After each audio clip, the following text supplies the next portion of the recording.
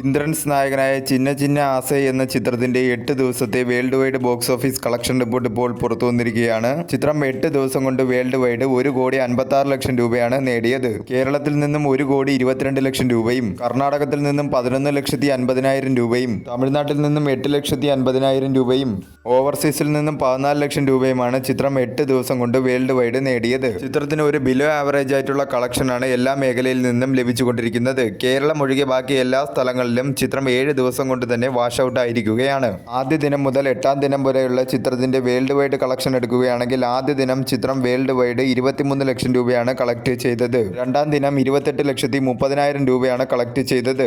രണ്ടാം ദിനത്തെ കളക്ഷൻ ആദ്യ ദിനത്തേക്കാൾ 23% കൂടുതലാണ്. മൂന്നാം ദിനം ചിത്രം 40,57,000 രൂപയാണ് വേൾഡ് വൈഡ് കളക്ട് ചെയ്തത്.